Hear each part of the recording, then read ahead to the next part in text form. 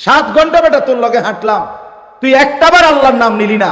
আসরের নামাজ, মাগরিব, এশা, 3 ওয়াক্ত নামাজের টাইম চলে গেল, তুই একবারও বললি না আসর মাগরিব এশা না, কোনো নামাজ না, আল্লাহ খোদা কোনো কিছু, শুধু আড্ডা, শুধু হাসি, শুধু ঠাট্টা, শুধু মস্কারি, শুধু বেডি, শুধু মোবাইল, শুধু ছবি, শুধু ছবি, এইটাই করে 7 ঘন্টা 5 ঘন্টা যার সাথে চলার কারণে তোমার জীবন থেকে চলে গেল। এটা ফালতু লোক বেটা, এটা বাজে ছেলে বেটা, অসভ্য, এটা হাইওয়ান বেটা। তুমি তার সাথে চলবা কেন বেটা? মানুষ এত ফালতু হয় কিভাবে? মানুষ এত গাফেল হয় কি? মানুষের বিশ্রাম দরকার, তো বিশ্রাম কি আমরা নেই না? বিশ্রাম কি আলেমরা, ওলামারা, আউলিয়ারা কেউ নেয় না? মানুষের বিনোদন দরকার, তো হালাল স্ত্রী আছে না? মানুষের হাসি খুশি আনন্দ দরকার, তো হালাল বন্ধু, নেককার বন্ধু, বাচ্চা কাচ্চা অথবা নিজের একান্ত জন আছে না?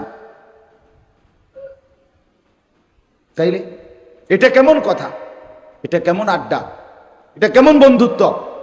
এটা কেমন ফ্রেন্ড? এটা কেমন একসাথে চলা যে একজন আরেকজনকে জাহান্নামের দিকে নিয়ে যাচ্ছে? আল্লাহ নিষেধ করছে, বলে তুতিয়া, এমন অপদার্থের লগে বসবেন না, এমন ফালতু মানুষের সাথে বসবেন না।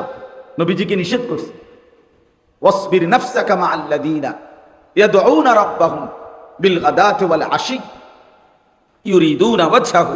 আল্লাহ তাআলা বলছেন, হে নবী, দিবানিশি আপনি তাদের সাথে থাকবেন যারা সকাল সন্ধ্যায় সর্বদাই আমার সন্তুষ্টির জন্য, আমি আল্লাহ তাআলার জিকির, আমার বন্দিগি এবং আমাকে ডাকে, আমাকে নিয়েই ব্যস্ত থাকে। তাদের সাথে চলবে, কোরআনে আল্লাহ বলছে তাদের সাথে উঠা বসা করবেন। আল্লাহ আমাদেরকে বুঝ দান করেন। কোরআনুল কারীমের 4 নম্বর পারা 3 নম্বর সূরা, সূরাটার নাম সূরায়ে আলে ইমরান। এই সূরার 2টি আয়াত 96, 97 আপনাদের সামনে আমি তেলাওয়াত করেছি। যেহেতু এখন হজ এবং কুরবানি এটারই মৌসুম, হজের মাস, এবং সামনে আমাদের জন্য কুরবানিও। হজ্জের মৌসুমে ওলামায়ে কেরাম, মসজিদের খতিব সাহেবগণ, মাহফিলের বক্তা ওয়াইজগণ এই মৌসুমে যখনই বয়ান করে, স্বাভাবিকভাবে হজ্জের উপরে, কুরবানির উপরে আল্লাহর বান্দাদেরকে বয়ান করে, কথা বলে। কারণ শীত সিজনে যখন আমাদের অঞ্চলে ব্যাপক মাহফিল হয়, বড় বড় সম্মেলন হয়, মাহফিল হয়, স্বাভাবিকভাবে আমাদের দেশে তো শীত মৌসুমের ওই 5 মাস 4-5 মাস প্রতিদিন বড় বড় বিশাল বিশাল সম্মেলন হয়। আলহামদুলিল্লাহ, অনেক বক্তারা বয়ান করে, ইন্তেজামও বড় হয়, 2, 4, 5, 10 লাখ টাকা খরচ করে বড়সড় আয়োজন হয়। কিন্তু ওই সময় যেহেতু হজ্জের মৌসুম থাকে না, স্বাভাবিকভাবে কুরবানি, হজ এই নিয়ে আলোচনা তেমন একটা হয় না। এই সময়টাই জন্য ওলামায়ে কেরাম রমজানের পর থেকে কুরবানির আগ পর্যন্ত বেশি হজের বয়ানের উপরে আল্লাহর বান্দাদেরকে উৎসাহিত করে, যাতে করে মুসলমানের ভিতরে প্রেরণা জাগে, উৎসাহ জাগে আল্লাহর ঘর জিয়ারতের, আল্লাহর ইবাদত পালনে। মনে রাখতে হবে একটা বিষয়, মানুষ মাত্রই স্বাভাবিকভাবে অর্থ, টাকা জমিয়ে রাখা, টাকা খরচ নিজের একান্ত প্রয়োজন ছাড়া অন্য কাজে খরচ করতে চাওয়া, এটা মানসিকতাটা কম। মানুষ স্বভাবজতভাবেই, মানুষের মধ্যে কিছুটা কৃপণতা, কারো কম কারো বেশি, কিন্তু এটা মানুষের মধ্যে থাকে। এই জন্য কোরআনুল কারীমের মধ্যে ইনফাক ফি সাবিলিল্লাহ, আল্লাহর রাস্তায় আল্লাহর দেওয়া সম্পদ থেকে খরচ, ব্যয়, এটার প্রতি প্রচন্ডভাবে গুরুত্ব আরোপ করা হয়েছে। কারণ মানুষ স্বাভাবিকভাবে আল্লাহর পথে খরচ করতে চায় না। যেমন যাকাত, অধিকাংশ মুসলমান এটা আর্থিক, টাকা পয়সার সাথে সম্পৃক্ত, এটা আদায় করতে চায় না। কোরবানি, এটা যেহেতু আর্থিক সম্পদ, টাকা ব্যয় করতে হয়, এটা সর্বস্তরের মুসলমান, ঠিক যত জনের উপরে পুরুষ নারী ফরজ হয়, ওয়াজিব হয়, সবাই আদায় করতে চায় না। দেয়, কোরবানি দেয়, ওই ঘরে মন চাইলে দিল আর কি। বাড়িতে আমরা ঘরে একটা কোরবানি আচ্ছা হইছে, আমরা একজনের দিছে, আর কি তা কোরবানি না করতে দাও, এই মানে এটা দেও না, তো এটা তো আসলে এটা একটা তামসার বিষয় না। এটা তো শরীয়তের বিধান, এটা তো ওয়াজিব। ঠিক এই 5 জনের উপরে ওয়াজিব হইলে 5 জনেই দিতে হইবে। আমনে হেনে টাকা নাই, এই নাই, অহন এই আছি, সেই হইছে, ফুল আগা মাত্র 15 দিন আগে বিদেশ পাঠাইছি, দোতলার ছাদ ডালাই দিছি, এ সমস্ত বাজে কথা বলার কোনো সুযোগ নাই। শরীয়তের বিধান তো বিধান। তাহলে যত মুসলমানের উপরে কোরবানি ওয়াজিব হয়, পুরুষ কিংবা নারী, ব্যাপকভাবে তারা দেয় না, অথচ দিতে হবে। এটা তো ওয়াজিব। যাকাত এটা তো ফরজ, ফরজ ওয়াজিব। হজ যত মুসলমান হজে যায় প্রতি বছর মানুষ, একেবারে প্রত্যেক বছরই ধরে নিলাম যায়, যায় তো 50,000, যায় তো 1 লাখ, কিন্তু হজ 16 কোটি মুসলমানের মধ্যে, আপনার 14 কোটি 15 কোটি মুসলমানের মধ্যে প্রতি বছর শুধু এই 50,000 1 লক্ষ লোকের উপরে হজ ফরজ হয়। কথা বুঝছেন না?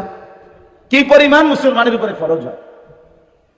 অনেক অনেক অনেক অনেক, আমাদের কল্পনারও বাহির। তাহলে এই বিপুল পরিমাণ মুসলমানের উপরে হজ ফরজ হয়, ফরজ এটা, কিন্তু এটা আদায় করার প্রতি আন্তরিকতা আগ্রহ বোধ করে না। কারণ ওই যে টাকা খরচের বিষয়, এটা সে এই জন্য পাত্তা দেয় না। আমার আগে মাগরিবের আগে মাওলানা বয়ান করছে, খুব সুন্দর, অনেকক্ষণ। ওইখানে মাওলানা সাহেব, আপনারা অনেকে ছিলেনও না, অনেক সুন্দর কথা বলছে ওই সময়। এই হজ্জের উপরে অনেকগুলো হাদিস শুনাইছে। রাসূলুল্লাহ সাল্লাল্লাহু আলাইহি ওয়াসাল্লাম বলেন, যে ব্যক্তি সামর্থ্য ছিল অথচ হজ না করে মৃত্যুবরণ করলো, আমি শুধু তর্জমাটা বুঝাচ্ছি, তো আল্লাহ নবী সাল্লাল্লাহু আলাইহি ওয়াসাল্লাম স্পষ্ট বলছে, সে যেন ইহুদি হয়ে মরলো অথবা খ্রিস্টান হয়ে মরলো। এই দুইটা শব্দ বলছে, ফালিয়ামুত ইনশা ইয়াহুদিয়ান বা ইনশা নাসরানিয়ান। সে যেন মরলো কি হয়ে, হয় ইহুদি নয়তো কি, তার মানে মুসলমান হয়ে মরলো, কাফের হয়ে মরলো, বেঈমান হইয়া মরলো। আপনি ভয় চিন্তা করেন তো কি পরিমাণ ভয়ানক বিষয়টা, কতটা ভয়ানক বলে।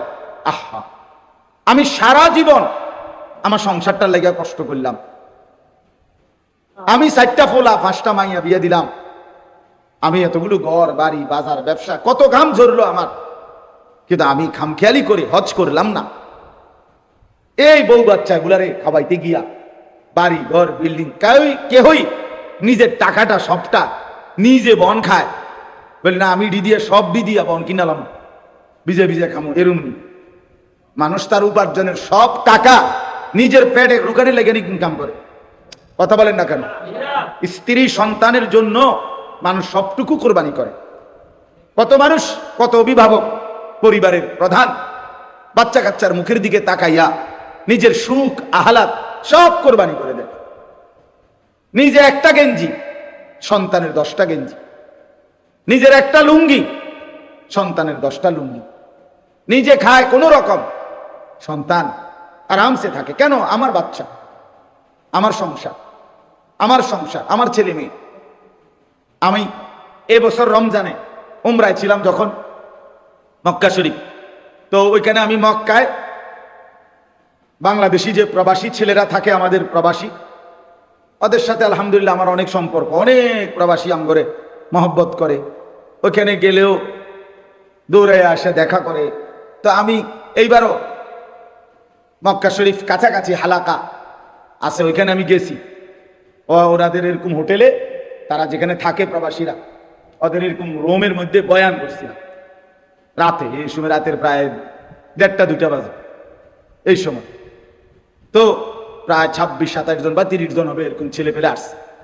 তো এরপরে আপনার ওখানে অনেকক্ষণ প্রবাসীদেরকে বয়ানের পরে একটা ছেলে, ব্রাহ্মণবাড়িয়ার বাড়ি, আমারে পরে জড়ায় ধরা বলতেছে, যে আমি আজকে 8 বছর বিদেশ, এই 8 বছরে কোনোদিন আমি একজন ভালো ডাক্তার আমার কোনো রোগ শোকের জন্য দেখাই নাই।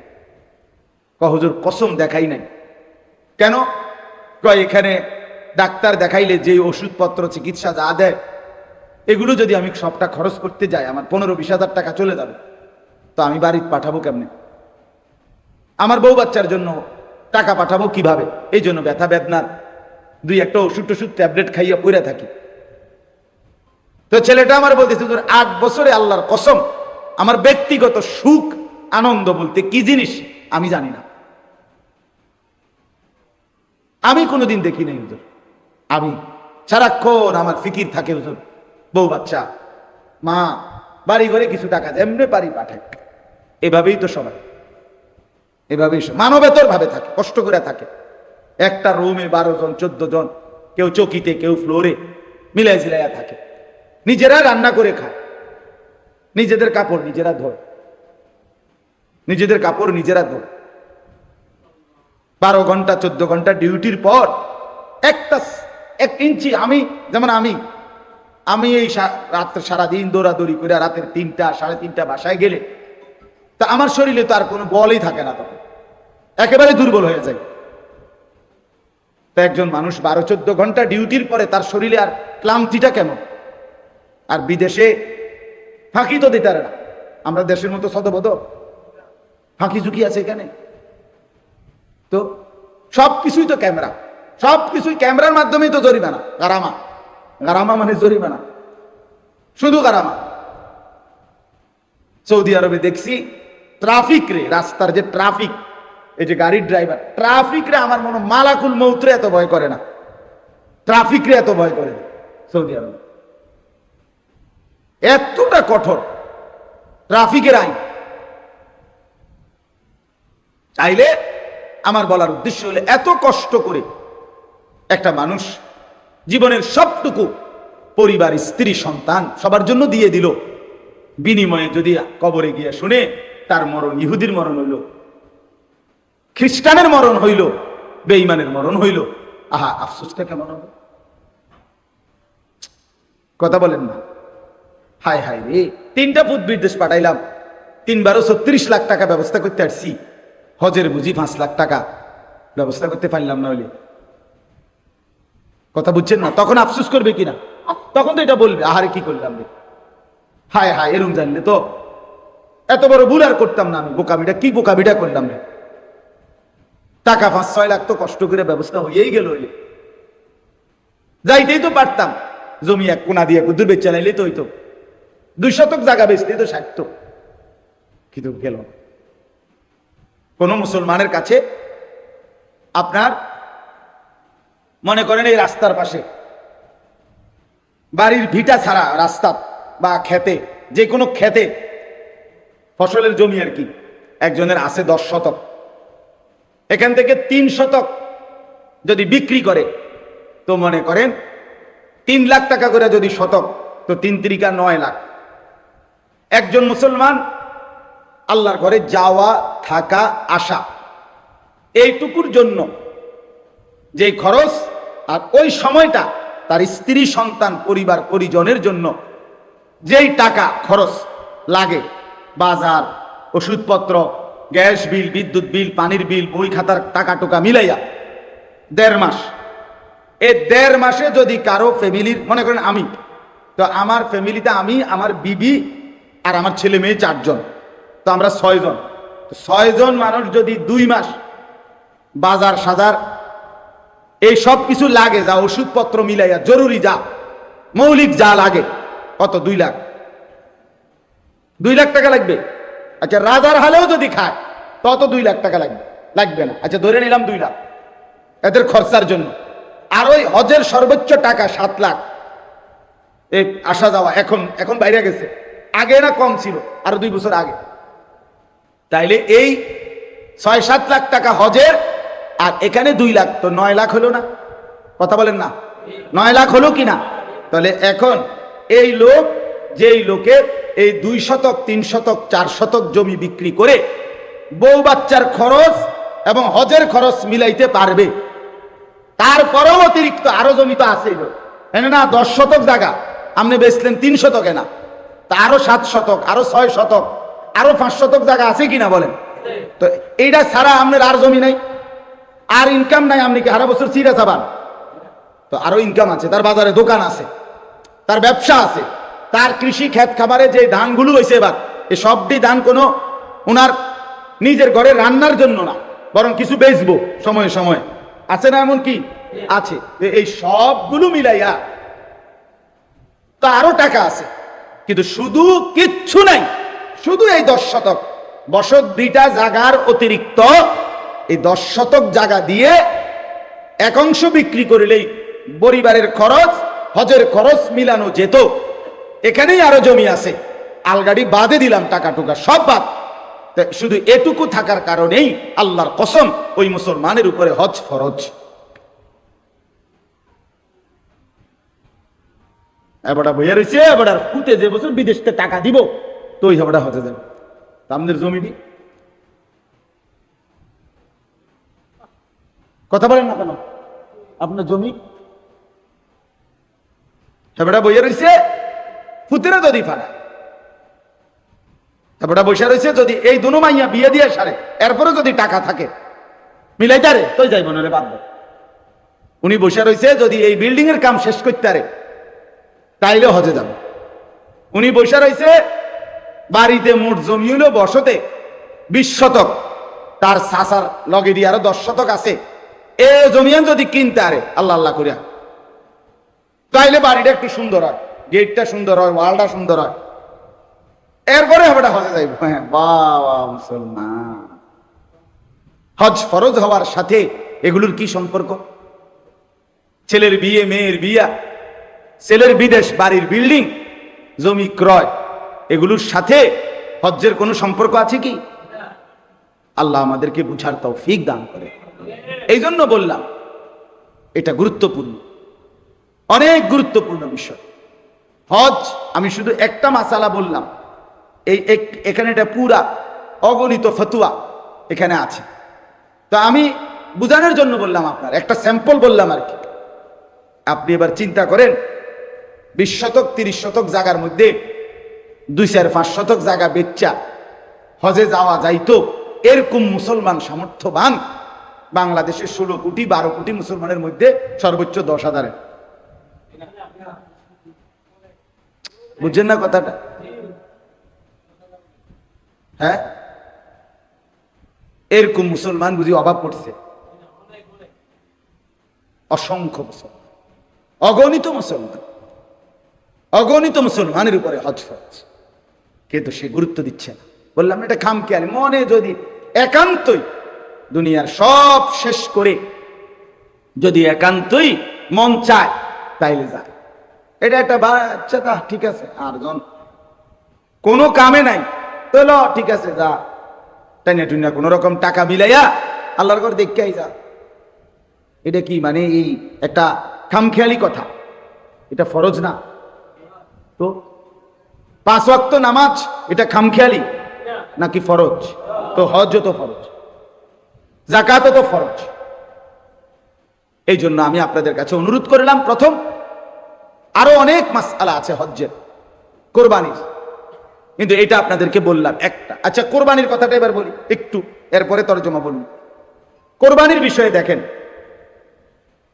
শুধু একটা উদাহরণ শুনে, কোন মুসলমান কোরবানির 3 দিন অর্থাৎ 10ই জিলহজ কোরবানি হয়, যেদিন আমরা কোরবানি করি এটারই কয় 10ই জিলহজ। তো কোরবানির দিন এবং তার পরের 2 দিন,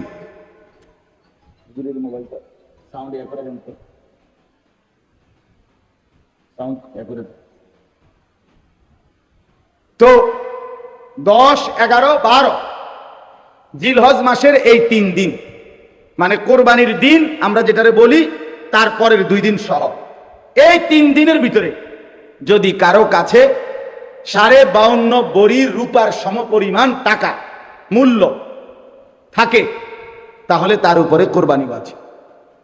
52.5 বড়ি রূপার দাম সর্বোচ্চ যদি 1000 টাকা করে হয় বড়ি, রূপার বড়ি কম, স্বর্ণের বড়ি বেশি। রূপার বড়ি 1000, 1200, 1300, কখনো কখনো 2700 টাকাও হয়।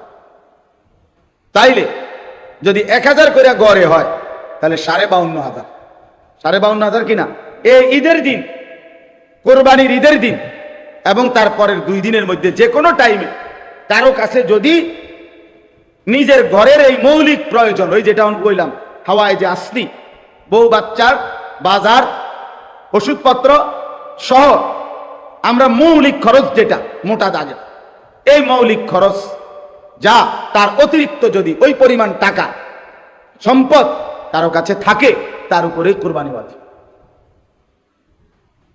আল্লাহ রাসূল সাল্লাল্লাহু আলাইহি ওয়াসাল্লাম বলেন, যার উপরে কোরবানি ওয়াজিব হলো অথচ কোরবানি সে করলো না, রাসূলুল্লাহ সাল্লাল্লাহু আলাইহি ওয়াসাল্লাম স্পষ্ট বলছেন, ফালা ইয়াকরাবান্না মুসাল্লানা, সে যেন ঈদগাহে না আসে, সে যেন আমাদের নামাজে না আসে। এই অপদার্থ তুই ঈদের নামাজ পড়তে আসবি না। রাসূলুল্লাহ সাল্লাল্লাহু আলাইহি ওয়াসাল্লাম স্পষ্ট নিষেধ করছে, নাফরমান তুই আসবি না, তুই উত্তরা, তুই ঘরে থাক। বলেন, তাইলে জিলহজ মাসের এই 3 দিন কোরবানির কাটে উনার মহিলার নিজের টাকা, স্বামী দিছে, নয়তো ছেলে দিছে, নয়তো বাপের বাড়ির থেকে দিছে, যেমনি হোক দিছে।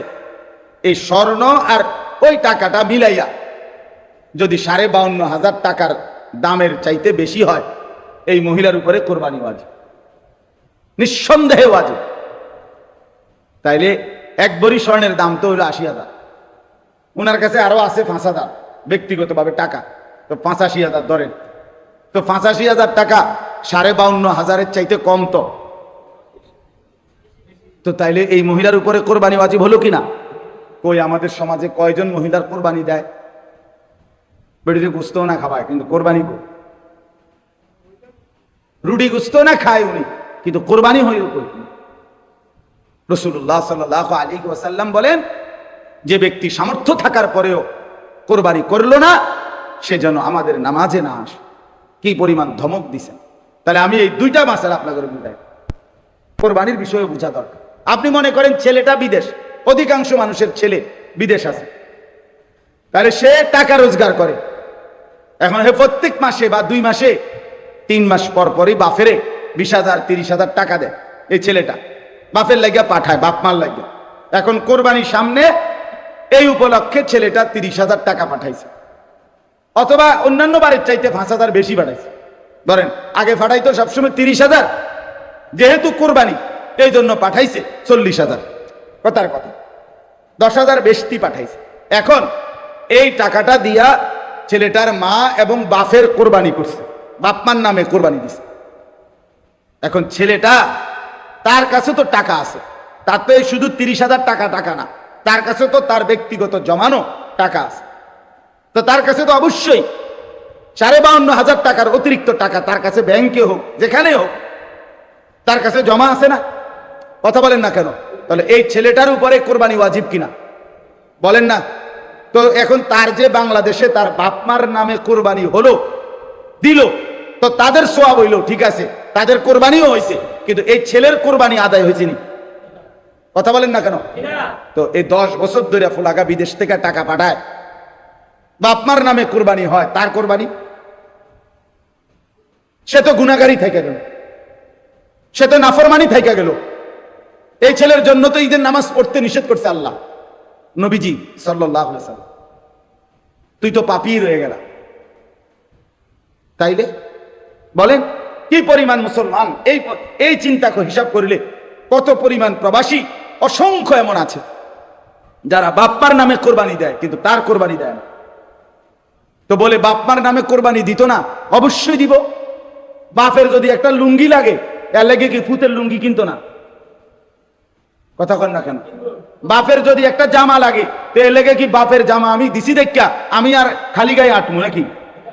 তো তাহলে এটা কথা হইল কোনো? বাপের নামে কোরবানি দিলাম দেখা, মার নামে কোরবানি দিলাম দেখা আমি কোরবানি দেব না, এটা কোন কথা?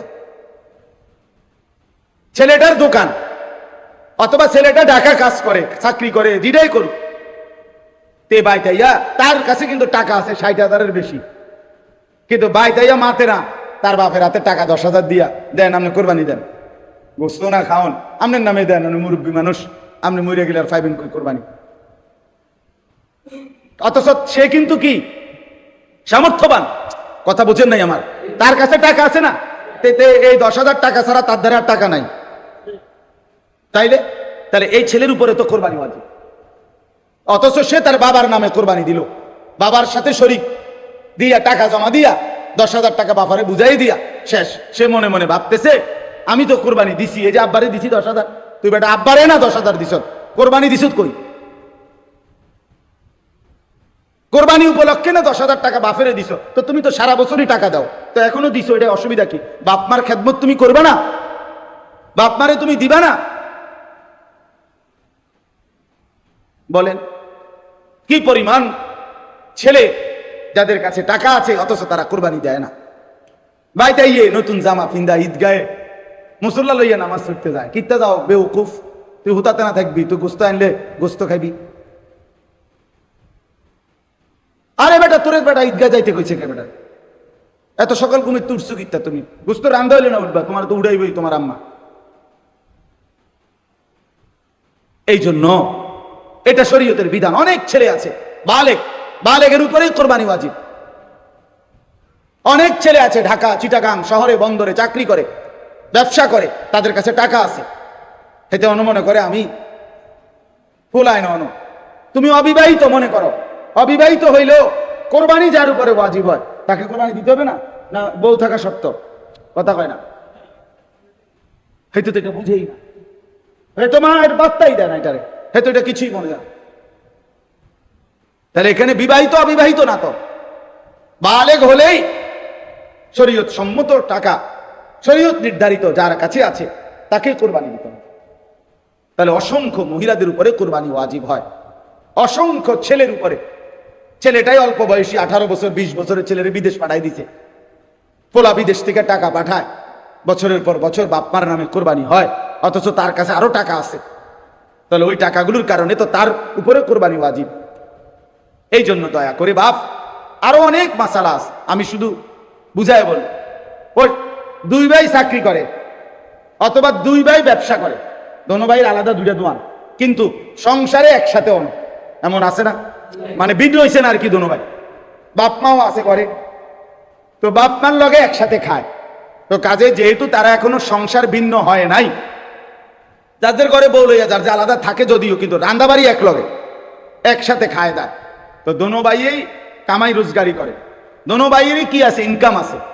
দোনো ভাই মিল্লাট এবারটা 15,000, এবারটা 15,000 মিলাইয়া 30,000 টাকা আব্বার হাতে দিয়েছে, কোরবানি দেন আমরা।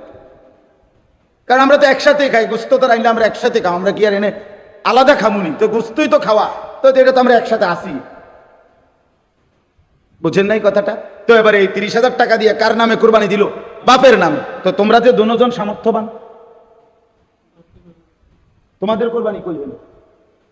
এই 2 জন, তোমরা যে দুজনের উপরে কোরবানি ওয়াজিব হলো, তোমাদের কাছে তো 60,000 টাকা বা তদুর্ধ্ব টাকা আছে, তো এটা তোমাদের ওয়াজিব কই? এটা কি গোশত খানা? শুধু কোরবানি মানে গোশত খাওয়া? তো এরকম অগণিত মানুষ ভুল করছে। আচ্ছা, যদি বয়ের মাসালা কোনটা? মনে করেন 7 শরিকের কোরবানি, 6 শরিক আলগা হয়ে গেছে, আর এইখানে যে একটা শরিকের মধ্যে এরা 2 জন শরিক হয়েছে, এই 2 ভাই, কিন্তু দোনো ভাইয়ের উপরে কোরবানি ওয়াজিব। দোনো ভাইয়ের সামর্থ্যের কারণে, মানে দোনো জনের কাছে টাকা আছে আলাদা আলাদা, এখন কোরবানি ওয়াজিব হলে এনে 2 জনের, একজনের না 2 জনের, আগের আছে আলগা 6 শরিক মনে করেন, আর এরা 2 ভাই মিল্লা টাকা দিয়া 1 শরিক লইল। তো দেখতে না আপনার কাছে মনে হইলো কয় শরিক? 7 শরিক, কিন্তু কোরবানি ওয়াজিব ওয়ালা শরিক মূলত হয়েছে কয়জন? তো একজনের কোরবানিও হবে না, ও বাকি 6 জনও মার্ডার। গোস্ত খাইতে পারবো, গোস্ত জোশ হইব, এটার সমস্যা কেন? গোস্ত খাইতে পারবে, গোস্ত জোশ হইব, রুডিও কি খোলা তুটবো, কিন্তু মাগার আখেরাতে জমবে না, খামখেয়ালি না। এরকম অগণিত মাসআলা আছে। আল্লাহ তাআলা আমাদেরকে বুঝার তৌফিক দান করেন। চলেন আয়াতের তরজমা শুনেন। আল্লাহ তাআলা বলেন, ইন্না আউওয়ালা বাইতিন বুদিআ লিন-নাসি লাল্লাযী বিবাক্কাতা।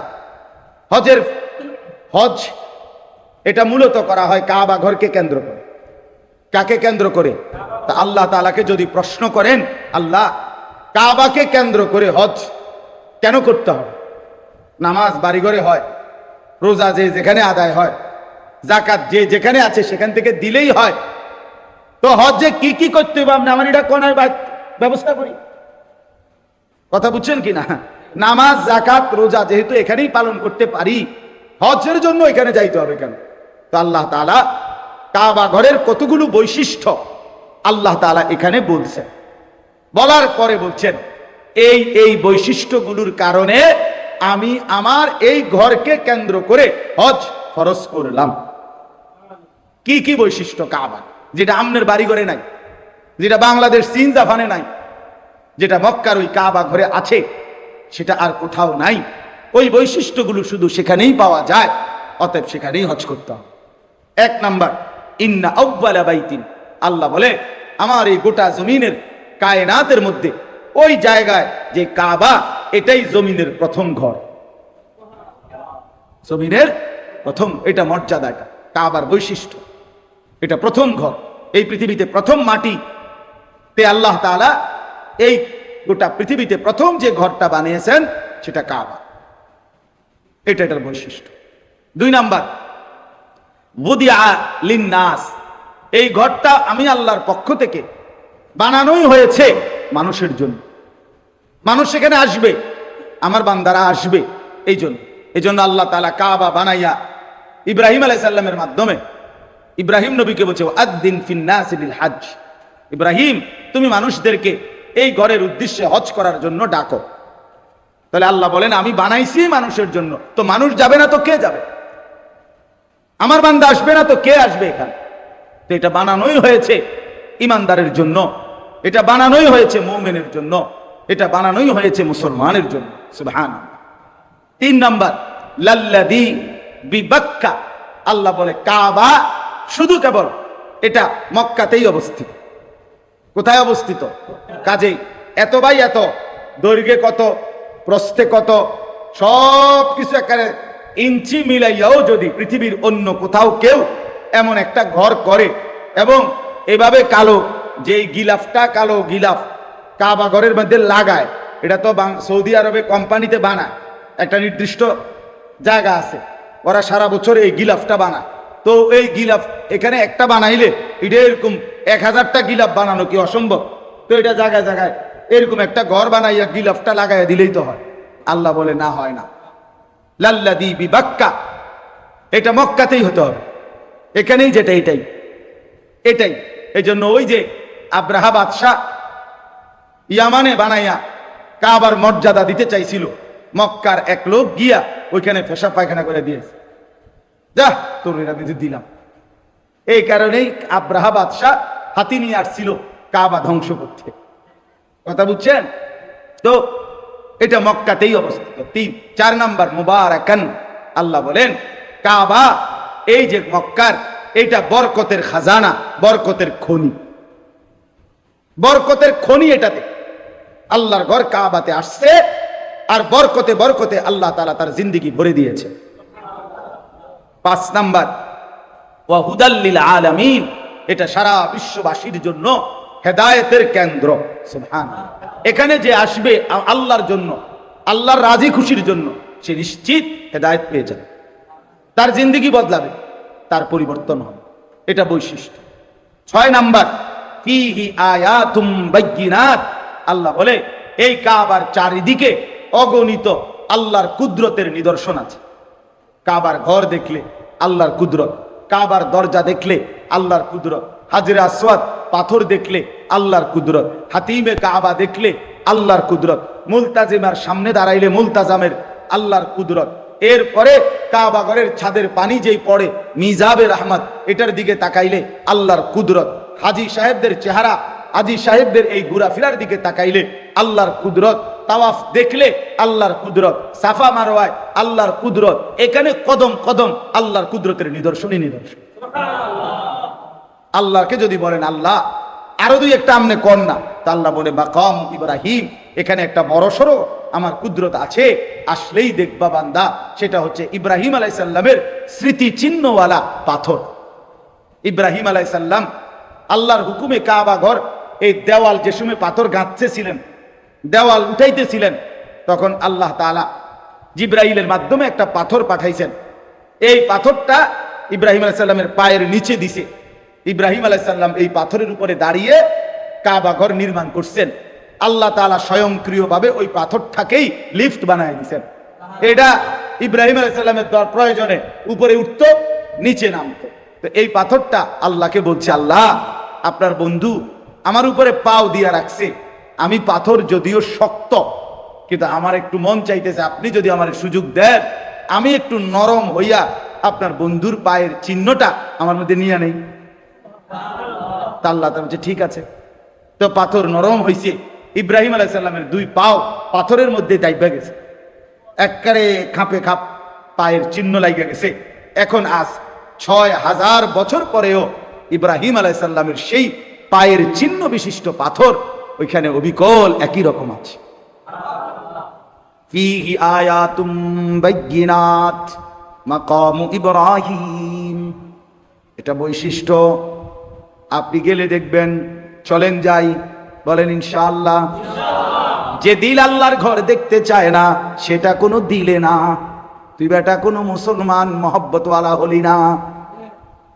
যেই কলিজায় আল্লাহর ঘর দেখতে চায় নাই সে তো আল্লাহকে ভালোই বাসে নাই, আল্লাহকে মহব্বতই করে নাই। সুবহানাল্লাহ।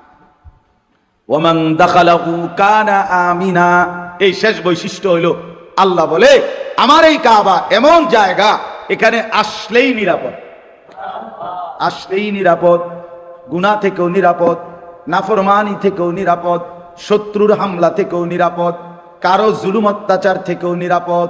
সুবহানাল্লাহ, নিরাপদ। ওমান দাখালাহু কানা আমিনা, ঢুকলেই নিরাপদ, ঢুকলেই নিরাপদ। আল্লাহ বলছেন এটা নিরাপদ। এই এত কিছু বলে এই শেষ কথাটা দেখেন, আল্লাহ তাআলা বলেন কাবার কি কি বৈশিষ্ট্য কইল, 9টা বৈশিষ্ট্য কইছে। 1 নাম্বার, এটা প্রথম ঘর। 2, মানুষের জন্যই বানানো হয়েছে। 3, মক্কাতেই অবস্থিত। 4, বরকতের কেন্দ্র। 5, সারা পৃথিবীর মানুষের হেদায়েতের কেন্দ্র। 6, এখানে অগণিত নিদর্শন আছে চারিদিকে। 7, এখানে মাকামে ইব্রাহিম আছে। 8, এখানে যে ঢুকবে সে নিরাপদ হয়ে যাবে। এই 8টা, 9টা না, 8টা। আবার ওই একটার ভিতরে তো অনেকটি, এখানে অনেক নিদর্শন আছে কইলে তো একটা একটা আলগা আলগা কইলে তো এখানে অনেকটি।